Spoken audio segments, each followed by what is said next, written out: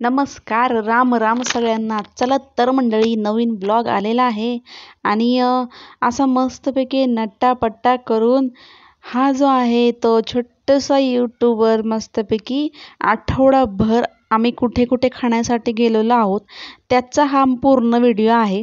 तर या ठिकाणी मस्त असा सावरून आम्ही एका असा छोटूसा छानशा नॉनव्हेज आणि व्हेज असलेल्या हॉटेलमध्ये जेवणासाठी गेलेलो आहोत.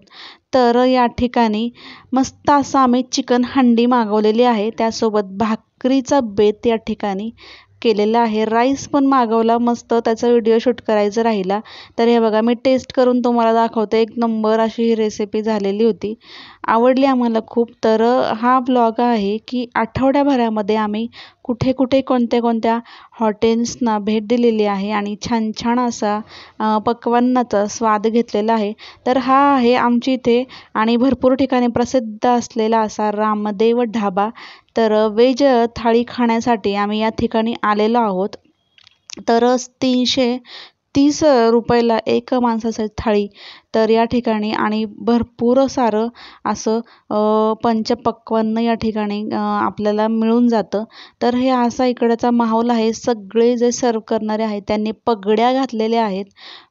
तुम्ही यांच्या हॉटेलमध्ये कुठे पण जा, तुम्हाला असंच सगळेजण पगड्या घातलेले दिसतील. आता हे बघा, या ठिकाणी भरपूर सारं 330 रुपयाच्या या थाळीमध्ये अनलिमिटेड ही थाळी आहे. तुम्ही किती पण खा आणि फक्त तुम्ही घरी घेऊन जाऊ शकत नाही.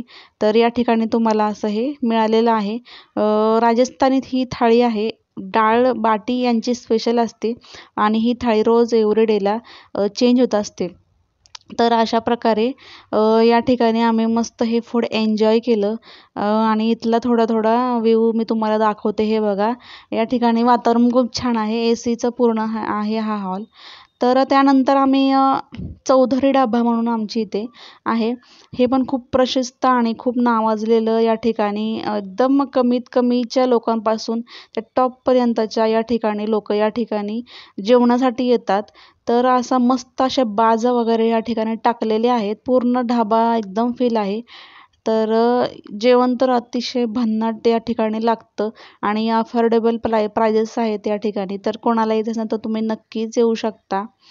तर हे बघा, खूप असे एवढी गर्दी होती. आम्ही थोडंसं लवकर आलो होतो म्हणून गर्दी कमी होती, पण नंतर खूप गर्दी वाढली. आम्ही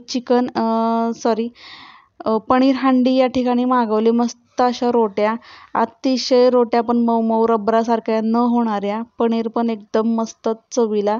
आणि नंतर थोडंसं आणखीन ह्याच्यामध्ये बटर टाकून घेतलं. मस्त ह्यांना म्हणलं महाराष्ट्रीयन पद्धतीने असं झणकाबाज एकदम तुम्ही पनीर बनवून द्या. त्यांनी मस्त अशी हंडी लावली, एकदम चवदार मस्त असा फकड बेत जमला. त्याच्यानंतर मग म्हणलं जाता जाता काय हलकं फुलकं खावं. तर हे जे आहे ते मंचुरियन आहे आणि त्यासोबत समोसे वगैरे मी आणले होते. सगळ्यात किती जरी काही जरी खाल्लं तरी हे आपला आवडीचा फेवरेट असा पदार्थ या ठिकाणी. तर अशी माझी आठवड्याभराची खाद्यभ्रमंती होती. चला तर मंडळी, पटकन चॅनलला सबस्क्राईब करा, शेअर करा, लाईक करा, कमेंट करा. धन्यवाद.